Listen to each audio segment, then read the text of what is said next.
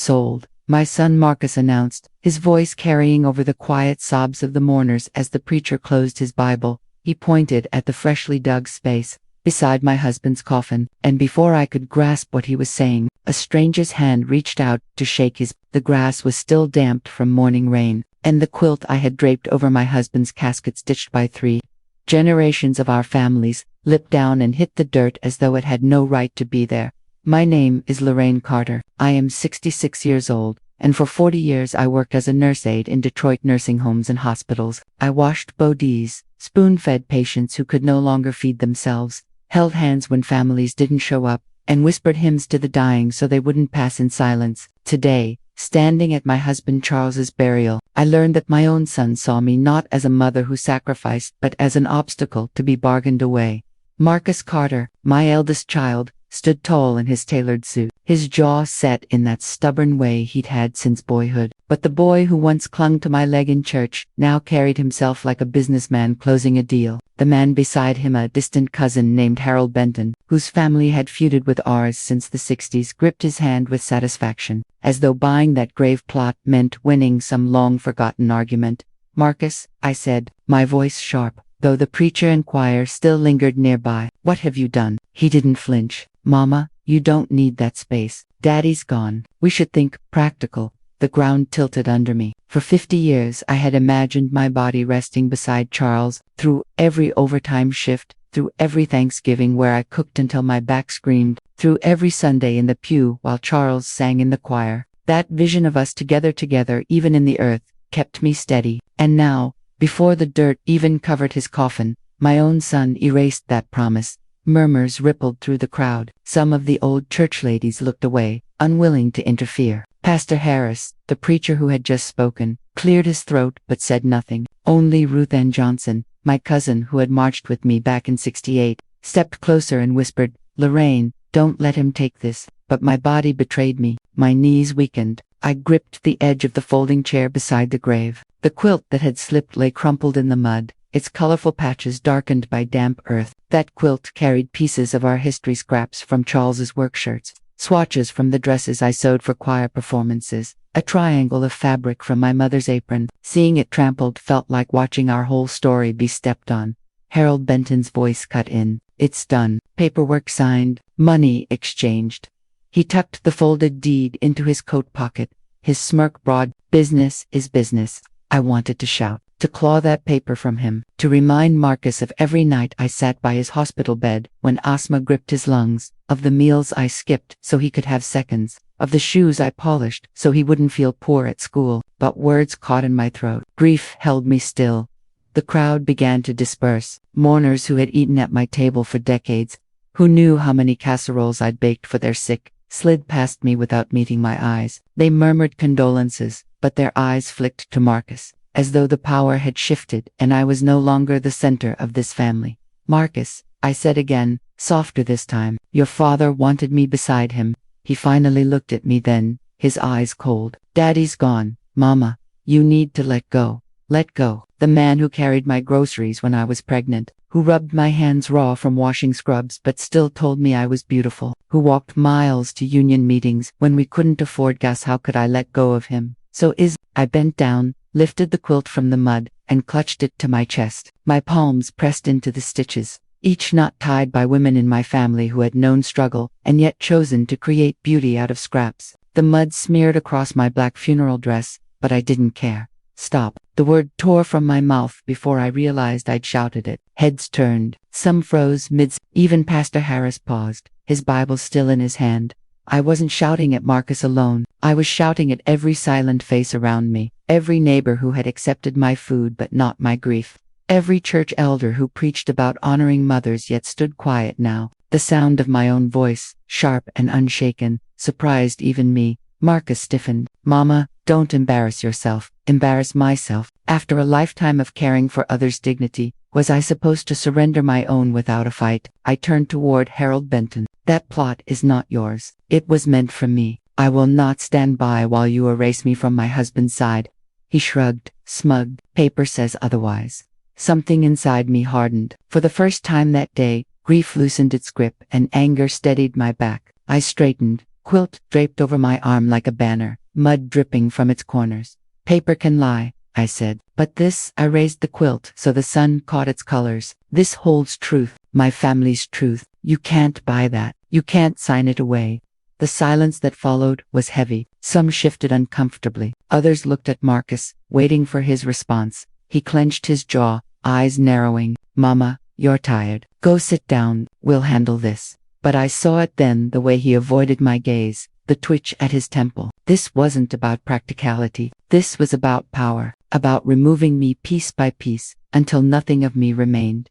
I pressed the quilt tighter to my chest. My nurse's watch, still strapped to my wrist from habit, ticked against the fabric. I had worn that watch through decades of double shifts, measuring out medicine by the minute, counting breaths of patients who clung to life. Its steady rhythm grounded me now. Not today, I said, not at my husband's grave. The crowd lingered, whispers buzzing. Some looked uneasy, as though realizing this burial had turned into something darker. Pastor Harris finally stepped forward, his baritone voice calm but firm. Perhaps this isn't the place, Sister Carter. Let us finish the service in peace. Peace? My peace had been sold for a handful of dollars. I shook my head. No, Pastor. If a woman can't speak at her own husband's grave, when is she allowed to speak? My words cut the air. Even Ruth Ann drew a sharp breath. Caleb, my grandson, hovered behind Marcus, his teenage face uncertain, caught between loyalty to his father and confusion at what he was witnessing. His eyes darted to me, then away. That flicker of hesitation told me this fight wasn't only mine. Marcus's hand tightened into a fist at his side. Mama, enough. I met his glare. For the first time, I didn't lower my eyes. No, son, enough from you. The burial ended in fractured silence. Some mourners drifted away quickly, ashamed. Others lingered, whispering. Ruth Ann squeezed my shoulder, her eyes wet. Caleb followed Marcus and Denise toward the cars, his head down, shoulders tense. I stood alone by the grave, quilt heavy in my arms, watch ticking steady against my pulse. Charles's coffin lay in the ground, waiting for the dirt. I whispered to him, so soft no one else could hear. They think they can move me, Charles, but I am not done, not yet. The sun dipped behind the clouds, shadows stretching across the cemetery. I held the quilt high once more before folding it carefully, mud and all. Let them see me, let them whisper. For the first time since Charles's heart stopped, I felt something alive inside me. This fight had just begun. The week after Charles's burial, the house felt different. The quilt I had rescued from the mud hung across my couch, still stained where it had touched the cemetery ground. I should have been resting, but my body betrayed me. My hands trembled at odd times. My head spun when I stood too quickly. At first I told myself it was grief, but deep down I knew grief had its own rhythm. This was something else. Denise, my daughter-in-law, showed up each morning with a bright smile and a bottle of pills. She was 30, quick-tongued and polished. The type who knew how to charm a church committee or win over a room with a laugh. Mama Carter, she said sweetly, setting the orange container on the counter. Doctor changed your dosage, said these will help you stay steady. I picked up the bottle. The label bore my name, but the handwriting of the refill looked off. After 4 decades working as a nurse aide, I could spot a sloppy transcription in a heartbeat. Still, I swallowed the pill under her watchful gaze. The bitter taste clung to my tongue longer than usual, as though it wanted to remind me it was foreign. That afternoon my legs buckled halfway up the stairs. I caught the banister, heart pounding, vision flickering black at the edges. Denise, standing at the bottom with her arms crossed, rushed up only when she saw I hadn't fallen. Mama Carter, she said, voice tinged with concern but her eyes cool. You really shouldn't live alone anymore. This house has too many stairs. What if you fall when no one's here? Her words pierced me. I had lifted patients twice my size out of hospital beds, guided fragile elders to the bathroom at 3 in the morning, kept them safe when no one else bothered. Now I was being told I couldn't trust myself on my own stairs. When Marcus came by that evening, Denise wasted no time. Honey, I think your mama's declining faster than we realized, she told him, brushing his sleeve as if rehearsed. She nearly fell today. And she seems confused. Confused. I snapped. I tripped, that's all. Marcus frowned. Mama, Denise knows what she's talking about. She's looking out for you. Looking out for me. That phrase stung worse than the fall. I had looked out for him his whole life. Scraped knees, college tuition scraped together from double shifts, Prayers whispered over his bed. Now he looked at me like a liability. That night I laid the nurse's watch on my bedside table, its steady ticking keeping me awake. I thought about the pill bottle, about the taste that lingered too long, about the sudden weakness in my legs. The knowledge sat heavy. Someone was tampering with me. The next morning Denise arrived again, carrying not just pills but a tray of oatmeal. Caleb trailed behind her.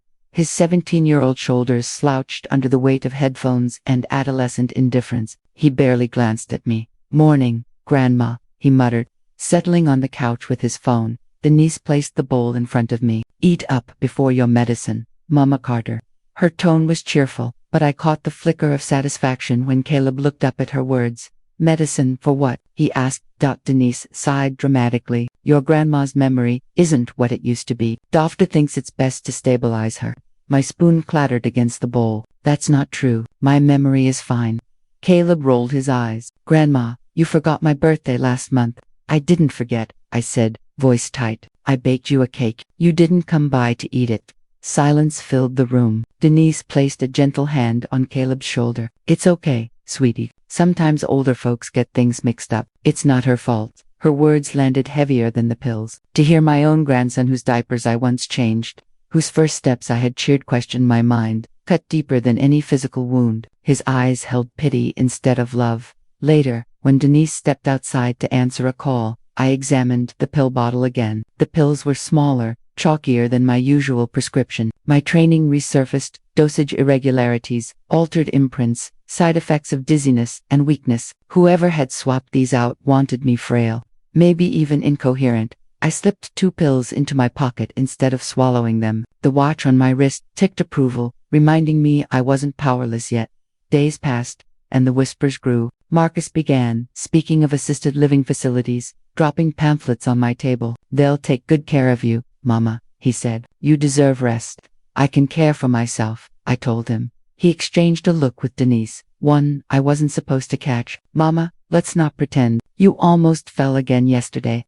Because of the pills, I wanted to scream. Instead, I steadied my voice. "Marcus, I worked 40 years making sure other people's mamas didn't waste away in those homes. I won't end my days in one." Caleb spoke then, for the first time in days. "Grandma, maybe it's for the best. You don't seem like yourself anymore." The words, spoken softly, broke me more than Marcus's coldness or Denise's schemes. My own grandson, echoing their lies.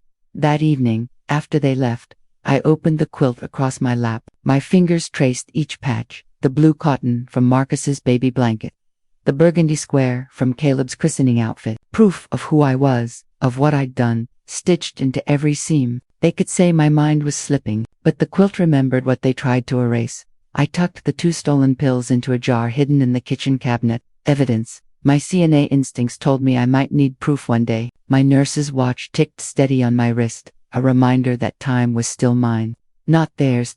As the night deepened, a single truth crystallized. They wanted me weak, dependent, silent, but I had carried too many fragile lives in my arms to surrender my own so easily. I whispered to the empty room, to Charles's absent presence. "They think they can drug me into forgetting, but I will remember everything." And with that vow, I felt the first spark of defiance burn brighter than my grief. I first noticed the empty space on the living room shelf on a Wednesday morning. The wooden case where our family's photo albums had rested for decades was bare, dust outlines marking where they once sat. My chest tightened. Those albums were more than pictures. They were the record of our struggles and our pride. Civil rights marches, union meetings, baptisms, Sunday dinners, all stitched into memory with glossy pages. I called out, "Marcus." "Denise." The house answered with silence. Ruth Ann Johnson, my cousin, came by that afternoon with a bag of groceries. She was 70, her hair silver but her eyes sharp. She had marched beside me in '68, holding the same signs, chanting the same songs. When she saw the empty shelf,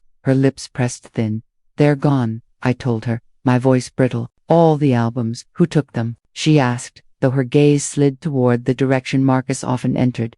I clenched my hands. "I didn't misplace them. I know what was there." Ruth Ann set down the bag and reached for my arm. "Lorraine, you need to be careful. Folks start saying you're forgetful, and then every word out of your mouth gets questioned." Her warning cut deep because it was true. Denise had already planted seeds of doubt about my mind. If I complained too loudly, it would only confirm her story. That night I searched every corner of the house, the closet where Charles's choir robes hung, the cedar chest at the foot of my bed, even the attic that smelled of dust and mothballs. No albums. The quilt on my couch seemed heavier than usual, as though it carried the weight of what had been stolen. 2 days later, Clara Simmons from across the street mentioned something in passing while watering her lawn. Saw your daughter-in-law loading boxes into her car. Old books maybe, looked like albums. She didn't linger on it, didn't even meet my eye, just bent back over her flowers. I went inside and sat at the kitchen table until my nurse's watch ticked the hour. Then I powered up the old desktop computer Charles had kept in the den. My hands shook as I typed into the search bar. After a half hour of fumbling, I found them. Photographs from my own life listed on an online marketplace. One image in particular stopped me cold. It was from 1967, the march down Woodward Avenue. I had been at the front, young and fierce, my arm linked with Charles's, our voices raised against injustice. But in the photo for sale, my figure had been cropped out. Only Charles remained in the frame, the caption reading, "Vintage Detroit Protest, Rare." I printed the page and stared at it until the ink dried. To see myself erased, literally cut from history, was a wound deeper than any lie about my mind. The seller's profile name rang a bell. It wasn't random. It belonged to Harold Benton, the same cousin who had bought the grave plot at the funeral. He had always despised how our family stood with the Union while his father broke ranks. Now, decades later, he was rewriting history by stripping me from it. I called Ruth Ann immediately. "They're selling our history," I said, voice trembling. When she arrived, she carried a manila envelope. She opened it to reveal letters Charles had written her during the strikes in the 70s. "I never showed you these," she admitted. "Thought they might hurt you, but maybe it's time you saw." Her hands shook as she passed them over. The letters spoke of long nights, of sacrifices, of decisions made in smoke-filled Union halls. Some lines hinted at compromises I hadn't known about. My stomach twisted. Charles had been my rock, but here were words suggesting he'd cut deals behind closed doors, deals that may have cost me recognition. I looked up at Ruth Ann. "Why keep these from me?" She bit her lip. "I thought silence was protection, but silence is what let them erase us in the first place."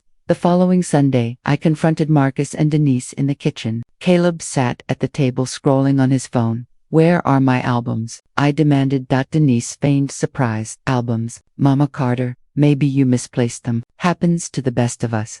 "I found them online," I snapped, slapping the printed page down on the counter. "For sale." My face cut out of our history. Marcus glanced at the paper but didn't pick it up. "Mama, you don't need to hold on to the past. We're trying to move forward." Forward, my voice rose, by selling the proof of who we were, by erasing me from my own life. Caleb looked up then, his brow furrowed. He glanced between me, his parents, and the page. "Is that really Grandma in the picture?" he asked. Denise slid the paper aside quickly. "Sweetheart, it's just old stuff. Doesn't matter." But I saw the doubt in Caleb's eyes. For a moment, the wall Denise had built around him cracked. That night, I sat alone with the quilt spread across my lap. Each patch seemed to whisper stories the albums had once told. The blue square from the march banners, the green from Charles's work shirts, the yellow from Ruth Ann's choir dress. They were proof that I existed, that I had stood and fought and lived. The nurse's watch ticked steady on my wrist. Its rhythm reminded me that time had not yet taken me, that memory was still mine to wield. I whispered to the empty room, "They think they can crop me out, but I will not disappear." And as the watch ticked on, a plan began to form. If they wanted silence, I would give them truth loud enough for the whole community to hear. The Sunday after, I discovered my face had been cut from history. I walked into New Hope Baptist Church with the quilt folded neatly over my arm. My knees ached from the climb up the front steps, but I held my head high. For 50 years, I had walked through those double doors, teaching Sunday school, cooking for the choir, scrubbing floors after revivals. That sanctuary had been my second home. I slipped into a pew near the front, close enough to see the pulpit where Pastor Harris would stand. Pastor Harris had baptized my children, buried my mother, and prayed over my husband's coffin. He was in his 60s now, a man with a booming voice and a reputation for fairness. I expected at least neutrality from him, if not defense. Marcus and Denise arrived a few minutes later. Caleb trailing behind them with his hands in his pockets. They chose seats across the aisle, Denise's hat angled just so, Marcus's tie perfectly straight. Neither looked in my direction. Caleb glanced once, then fixed his gaze on the hymn book. The choir filed in, robes swishing. My heart tightened when I noticed the absence of the hymn I had requested for Charles's memorial. I had asked them to sing I'll Fly Away, the song he had led for decades, but the program listed something else. I pressed the quilt tighter against my chest, as if it could steady me. When the sermon began, Pastor Harris's voice rolled over us like thunder. At first he spoke of community and responsibility, words I had heard many times before, but then his tone shifted. There comes a time, he said, when the older generation must learn to step aside, to make room for the young. Too often we see elders clinging to roles, refusing to release control, draining resources that should be passed forward. A murmur ran through the sanctuary. My skin prickled. His eyes didn't meet mine, but every sentence pointed like an arrow dot. Denise leaned toward the woman beside her and whispered just loud enough, "She's been keeping church funds for herself." I tried to help, but you know how stubborn she is.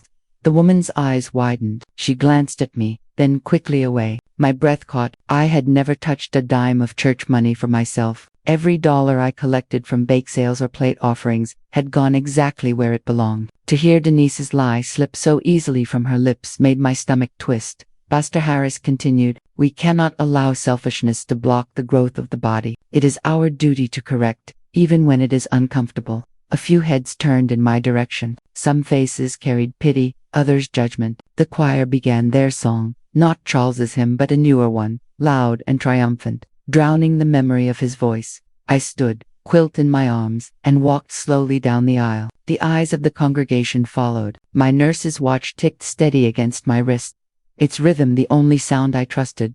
When I reached the front, Pastor Harris paused mid-sentence. "Sister Carter," he said, voice cautious, "perhaps you should take your seat."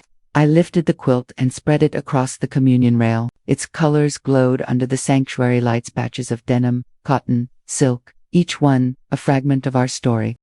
"This quilt," I said, my voice carrying, "was stitched by my mother, by my aunties, by me. It has covered the sick in hospital beds, wrapped newborns, comforted the grieving. It is the proof of what we gave this community. And yet today I am told I am selfish, that I am stealing, that I must step aside." The church fell silent. Even the choir stopped humming. I turned to Denise. "If you believe I took what was not mine, say it here, in front of everyone." Her face remained smooth. "Mama Carter, I only worry for you. People talk, and I try to protect your reputation." Lies wrapped in sweetness. My hands trembled, but I did not back down. "Protect me, by erasing me, by whispering poison in ears I trusted." Pastor Harris shifted uncomfortably. "Sister Carter, emotions are high. Let us resolve this with grace." "Grace," I repeated, the word bitter on my tongue. Where was grace when my husband's grave was sold? Where was grace when my medicine was tampered with? Where is grace when I am accused of stealing from the church I have served my whole life? Gasps rippled through the pews. Marcus's face darkened, his jaw tight. Denise reached for his hand, but he pulled it away. Caleb looked at me, truly looked, and for the first time doubt clouded his expression. I gathered the quilt back into my arms. "If you wish to cast me aside, do it openly. Do not hide behind sermons and whispers. Do not cut me out of photographs and call it progress." The silence that followed was heavier than any hymn. Pastor Harris lowered his eyes. No defense came. No one stepped forward. The weight of abandonment pressed on me, but so did something stronger, resolve. I turned and walked back down the aisle. Each step echoed in the hollow quiet. I could feel eyes burning into my back, but no hands reached out to steady me. No voices rose to stop me. When I reached the door, I looked back once. The quilt glowed against my dark dress, and my watch ticked steady at my wrist. "They may try to erase me," I whispered under my breath, "but I will not vanish." Outside, the autumn air hit my face, sharp and cold. I lifted my chin and walked home alone, each step carving a path toward the fight I knew was coming. The notice came folded in a plain envelope slipped under my door. No stamp, no signature, just a single sheet typed in bold letters. "Past due, Homeowners Association fees, immediate payment required to avoid lien." I read it 3 times, the words scratching at my chest. I had never once missed a payment. Charles and I had always been careful about that. even when money was tight. I kept receipts in a shoebox under my bed, lined in order by year. That box was as much a ledger of our discipline as any bank record. When Marcus arrived that evening, I held the notice out to him. This came today. It's a mistake. He skimmed it, then folded it neatly, slipping it into his jacket pocket. Not a mistake, Mama. You're behind. HOA records don't lie. My pulse jumped. That's impossible. I have every receipt. Denise appeared from the kitchen, carrying Caleb's empty glass. She set it down carefully, her face composed. Sometimes papers get lost. Mama Carter, maybe you thought you paid when you didn't. I shook my head. No, I kept them all. I'll show you. I hurried to my bedroom, pulled the shoebox from under the bed, and opened it with trembling hands. Empty. Every receipt I had collected for 30 years gone. The room spun. I sank onto the mattress, clutching the lid as if it could explain the theft. My nurse's watch ticked steady on my wrist, the sound cruel in its calmness. Marcus leaned against the doorway, arms crossed. Mama, this is why we've been saying you can't handle things alone anymore. Losing important documents, falling behind, it's not safe. Don't you dare, I said, forcing my voice steady. I didn't lose them. Someone took them. His eyes flicked toward Denise. So quick, I almost missed it. Her face remained smooth, unreadable. The following week, the HOA scheduled a meeting. I dressed in my best church suit and carried the quilt folded neatly over my arm, though I wasn't sure why. Perhaps I needed something to anchor me, something they couldn't strip away. The meeting took place in the community center, a low brick building that smelled of disinfectant and stale coffee. Folding chairs filled the room, neighbors sitting in clusters, whispering. At the front sat Clara Simmons, chair of the HOA committee. Clara had been my neighbor for 20 years, a woman with sharp eyes and a sharper tongue. She once borrowed my casserole dish and never returned it. Double quotes, Mrs. Carter, Clara began, tapping her gavel on the table. We've received multiple notices of delinquency on your property fees. According to our records, you have not paid in over 2 years. Gasps rippled through the room. I rose to my feet. Quilt clutched against me. That is not true. I paid every month. I kept receipts. Clara tilted her head, feigning sympathy. Then where are they? I had them. In a box. Now they're gone. Murmurs swelled. A man in the back muttered, convenient. I lifted my chin. Someone took them. This is no accident. Clara's eyes slid toward Marcus, sitting beside Denise in the second row. He said nothing, but the faint curve of Denise's lips told me enough. Double quotes, Mrs. Carter. Clara said, without proof of payment, the board must proceed with a lien, unless you agree to transfer ownership to resolve the debt. The room buzzed with whispers. I heard words like care facility and too old to manage. My chest burned. I worked 40 years for that house. I will not hand it over because of missing papers. Denise's voice floated across the room, calm and poisonous. Mama Carter, no one's trying to take from you. We just want what's fair for the community. If you can't keep up, others suffer. I stared at her, remembering every meal she had eaten at my table, every time I had cared for her son when she was too busy. To hear her speak of me as a burden was a knife turned slow. Clara raised her gavel again. Order, unless there is evidence. The lien stands. Silence pressed down, heavy as stone. I wanted to scream, to tear the room apart until the truth spilled out. Instead, I unfolded the quilt and draped it over the back of my chair. This is my evidence, I said. Every patch sewn by a woman in my family, every stitch a record of our labor. You can take papers, you can hide receipts, but you cannot erase what we built. This quilt has seen more history than your files ever will. The room stilled. For a moment, I thought I saw something soften in Clara's eyes, but it vanished quickly. We deal in documents, Mrs. Carter, not fabric, she said coldly. The gavel struck. The decision was made. I gathered the quilt and walked out. My watch ticking steady, each beat a reminder that time had not yet claimed me. The night air was sharp, the sky bruised with clouds. Behind me, voices rose, some mocking, some uncertain. At home, I spread the quilt across my bed and lay on top of it, fully dressed. My body ached, my pride bruised, but my spirit, though battered, drifted to bend. They want me erased, I whispered to the dark, but I will not vanish, not from my house, not from my history. The watch ticked on, stubborn as my own breath. The Union Hall smelled of dust and old paper when I pushed open the heavy wooden door. The walls were lined with faded photographs, strikes, marches, men and women raising fists against unfair hours. I had walked those picket lines myself, hand in hand with Charles. Back when my knees were strong and my voice could carry 4 blocks, those walls were supposed to hold my story too. I came because I'd received a letter, delivered in a thin envelope that felt like judgment. It said my membership record had been revised. Revised was a polite word for erased. They had removed my name from the ledger that chronicled who had stood where, who had given their time, who had sacrificed. Inside, a handful of men sat at a long table, papers spread out before them. At the head was James Turner, known to everyone as Brother James. He was in his 70s now, his beard white, his shoulders still broad from decades working the line. He had been beside me in the strike of '74, when the factory locked us out in winter, and we sang to keep warm. "Lorraine," he said, his deep voice carrying both surprise and hesitation, "didn't expect you." I walked to the table, quilt folded over my arm, nurse's watch ticking steady on my wrist. "I'm here because I received a letter. It says I was never part of this union, that my name was struck from the record." James shifted in his chair. The other men avoided my eyes, shuffling papers, clearing throats. "That's not possible," I said firmly. "I paid my dues. I walked the lines. I cared for men who collapsed from exhaustion, patched wounds when fists flew. My name should be there."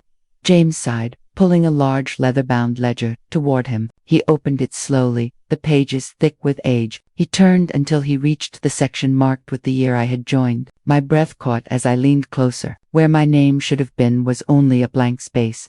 The ink faded as if it had never existed. "You see," James said softly.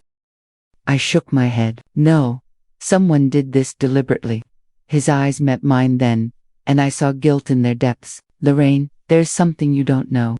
The room hushed. James closed the ledger and folded his hands. Back in the '70s, when things were tense, the leadership made deals. They decided whose voices would be amplified and whose would be left out. It was strategy, they said. They needed Charles. He had the men's respect. But they thought having his wife as outspoken as you were would cause division. My heart stopped. "Charles," James looked down. He agreed. "He let them erase your name to keep his place at the table. They promised him influence if you stepped back, and the record was altered." The quilt slipped in my hands, nearly falling to the floor. My Charles, my partner in every march, every night shift, every hymn, had stood by while my name was cut from history. For a moment, the hall blurred. I gripped the table edge to steady myself. My nurse's watch ticking against the wood like a cruel reminder of every minute I had given, unpaid, unrecognized. "Why? Tell me now," I asked, my voice sharp. James's jaw tightened. "Because it's happening again. They're using the same tactics, the same erasure. First the grave, then the photos, now the ledger. And if we let it stand, your story disappears entirely." I stared at him, rage and sorrow battling in my chest. "You all let it happen. You let me be erased for decades."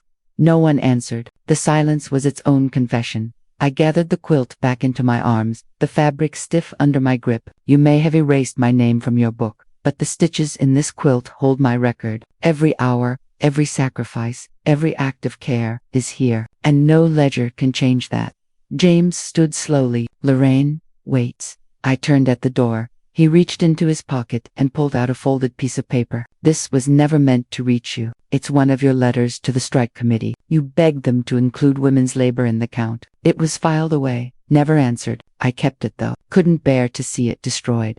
He handed it to me. My own handwriting stared back. The ink faded but the words fierce. "We stood in the cold. We sang. We carried the weight too. We demand to be counted." Tears stung my eyes, but I did not let them fall. I folded the letter carefully and tucked it into the quilt. "Thank you," I said, though the words carried more steel than gratitude. When I stepped outside, the air was sharp, the sky heavy with clouds. My chest felt hollow, my foundation cracked. To learn that Charles had let them silence me was a wound I hadn't expected. I walked home slowly, every step echoing the betrayal, but beneath the pain was something else, a fire that refused to die. If they thought erasure would quiet me, they had forgotten what it meant to carry generations of women in my blood. At home, I spread the quilt across the table and laid the letter on top. My nurse's watch ticked beside it, steady as my heartbeat. "They think they can bury me," I whispered, voice fierce in the empty room. "But I will dig my way back, with this quilt, with this letter, with every breath I have left." The watch ticked on, each beat a drum calling me forward. Ruth Ann called me on a gray afternoon, her voice trembling. "Lorraine, come by. There's something I've kept too long." Her house sat 3 blocks from mine, the same little bungalow she and her husband had lived in since the 70s. The porch sagged, but the geraniums in the window box bloomed bright, stubborn against the season. I carried the quilt folded in my arms, the weight of it grounding me inside. The air smelled of lavender and old paper. Ruth Ann, in her 70s now, moved slower than she once did, but her eyes hadn't dulled. She led me to the kitchen table and laid a shoebox between us. Her hands hovered before she opened it. "I've been holding these since before Charles passed," she said quietly. "I thought I was protecting you, but maybe I was protecting myself." She lifted the lid. Inside were envelopes, yellowed with age. My heart clenched as she pulled one free. The handwriting on the front was Charles's, undeniable, familiar. A script I had watched him scrawl on grocery lists and birthday cards. She unfolded the letter and placed it before me. I forced my eyes to focus. The words blurred at first, then sharpened into sentences that sliced deep. "Dearest Ruth Ann," it began, "you understand me in ways Lorraine never has. She lives for duty, for service, but I crave something beyond all that. When I march, it is for survival. With you, it feels like living." The room spun. My Charles, my partner through decades of sacrifice, had written words of longing to my own cousin. I pressed my palm against the quilt, needing something solid. "How long?" I asked, my voice hoarse. Ruth Ann's eyes filled with tears. "A few years in the 70s, after the strikes. It ended before you ever suspected." I swore I'd never tell, but holding the secret feels like betrayal too. The nurse's watch ticked on my wrist, each beat a hammer driving the truth deeper. All those years I thought Charles and I had faced everything together. Turns out, I had carried burdens alone while he sought solace elsewhere. "I loved him," Ruth Ann whispered, "but I loved you more. That's why I buried it." Anger surged hot in my chest. "You buried it for yourself, not for me." She flinched. "Maybe so, but you deserved to know."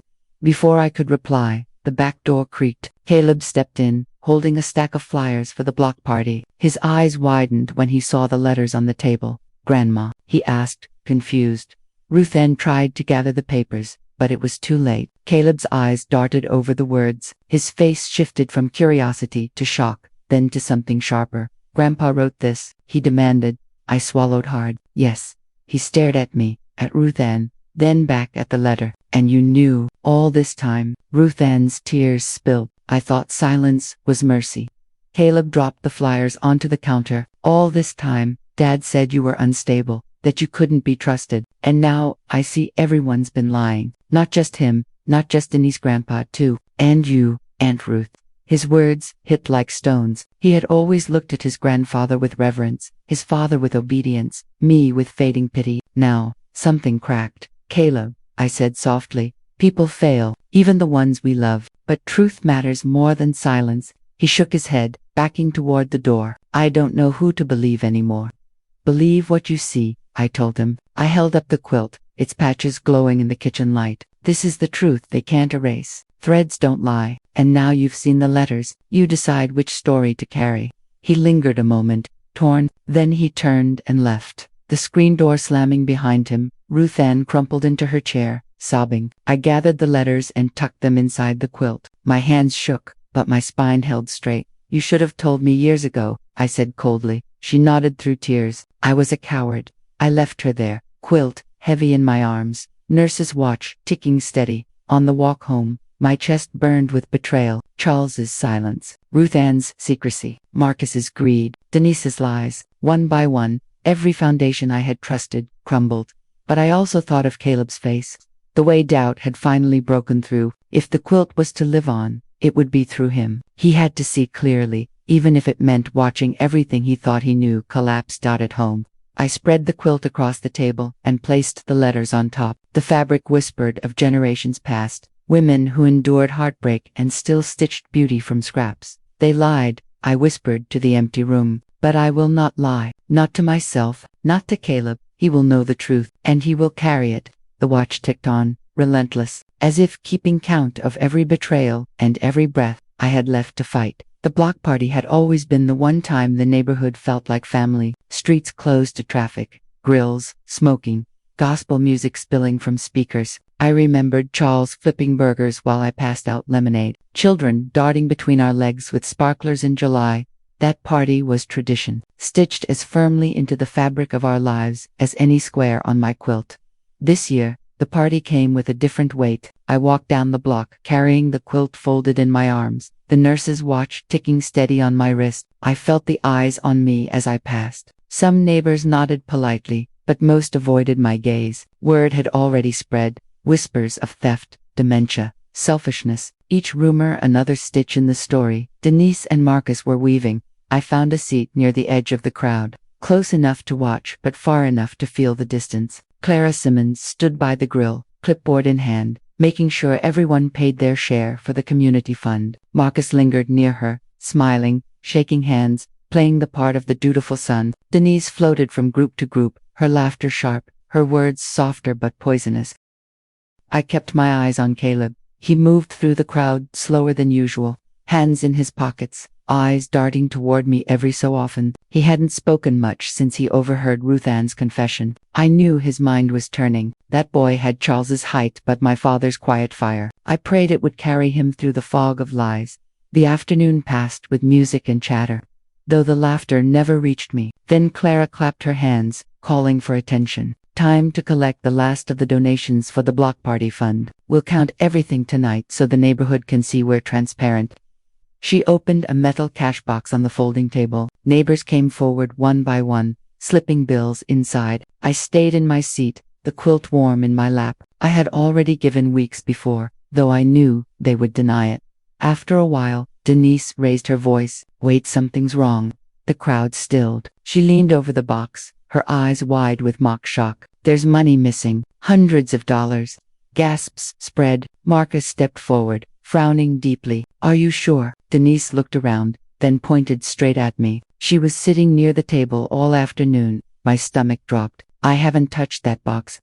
But the words hardly left my mouth before Marcus spoke over me. Mama, please tell me you didn't. Anger surged in my chest. I would never steal from this community.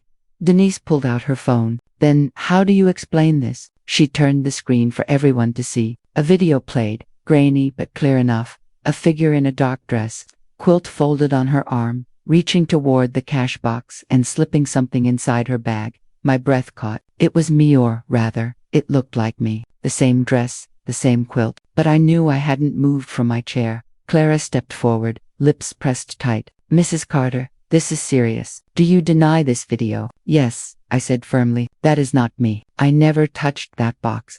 The crowd buzzed. Some crossed their arms, others shook their heads. A few looked away, unwilling to meet my eyes.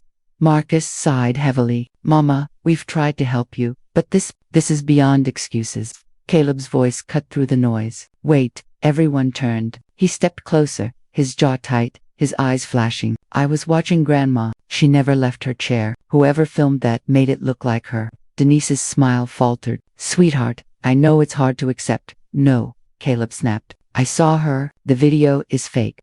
The crowd erupted in murmurs, some skeptical, some uncertain. Clara raised her hand.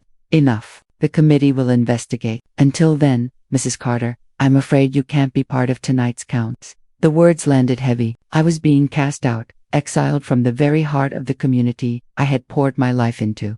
I stood slowly, quilt in my arms. My watch ticked loud in my ears, steadier than the voices around me. I met Clara's eyes. You may doubt me. You may exile me. But truth doesn't vanish because you turn your heads.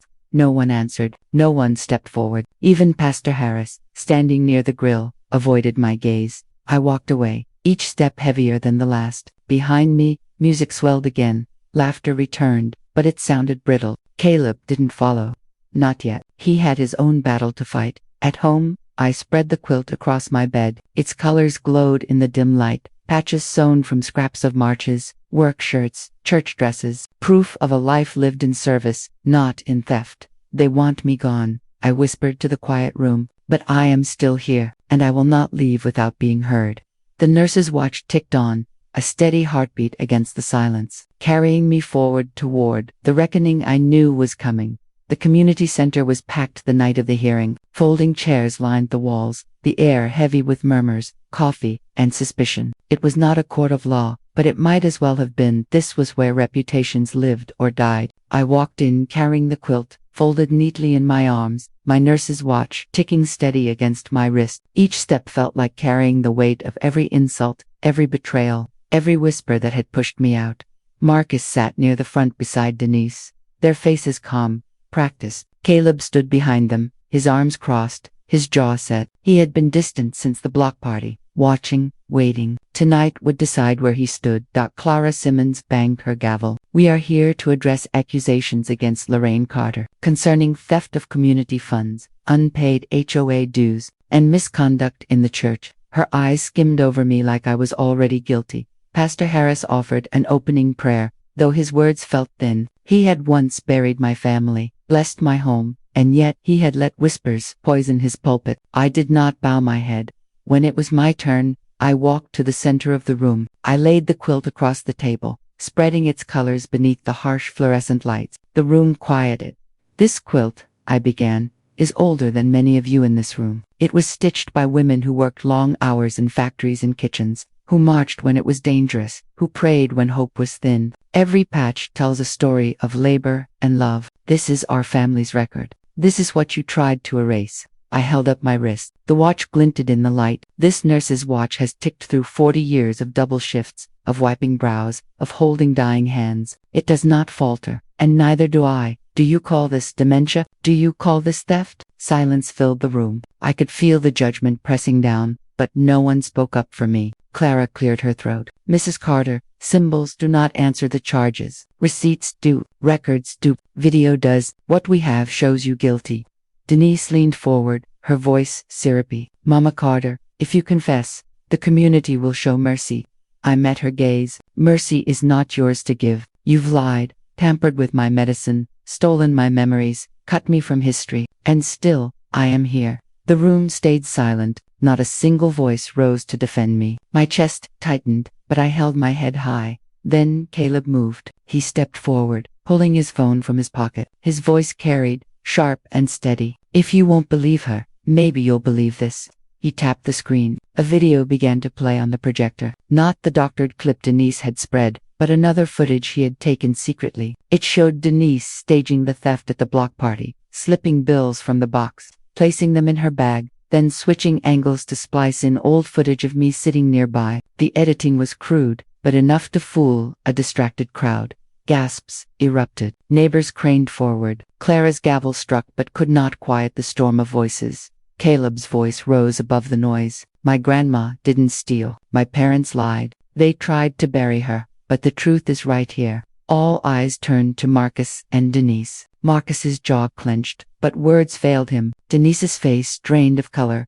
Pastor Harris stood slowly. For the first time, he looked directly at me. Sister Carter, he said, voice heavy, I owe you an apology.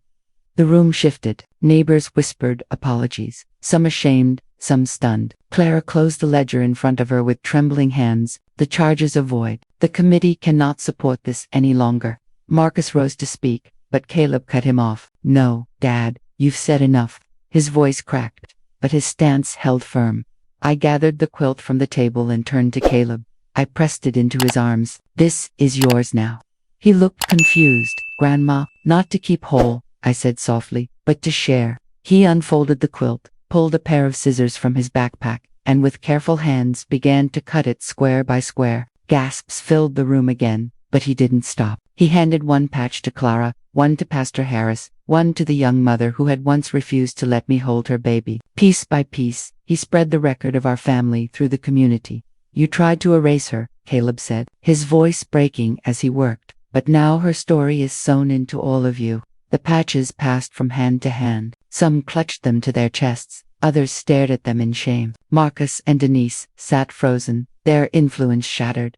I stood tall, my watch ticking steady, my heart calmer than it had been in years. They had not restored my name in ledgers or albums, but something greater had been secured. My story was no longer mine alone. It was carried in the hands of the very people who had once condemned me. The gavel struck one final time. Meeting adjourned, Clara said, her voice faint. I walked out into the night air. Quilt, gone but not lost. Nurse's watch, ticking in the silence. I have walked through fire. My son sold his father's grave. My daughter-in-law poisoned my name. My own cousin buried secrets that cut me open. The church I served whispered me selfish. The union I fought for erased me, and the community I fed accused me of theft. Each step stripped me bare, until all I had left was a quilt and a watch. And yet, here I stand. What I learned is not gentle, and it is not kind. Family can betray you. Blood does not guarantee loyalty. Communities can turn their backs. The people you cared for, the ones you thought would protect you, may be the first to cast stones. That is the truth. But there is another truth. They cannot erase you unless you let them. The records they keep, the lies they tell, even the silence of those who should have spoken, none of it erases what you lived. Memory stitched in cloth, time measured in steady ticks, the evidence of your own endurance, that is what lasts. To those listening who know this loneliness, who have felt their children close the door, or their neighbors turn away, do not wait for their approval to prove your worth. Carry your story yourself, until someone young, someone watching, someone like my Caleb, is ready to lift it higher. That is how we endure. That is how we win. And if my story has given you strength, I ask you simply stay with me. Subscribe, so we can walk through the next story together.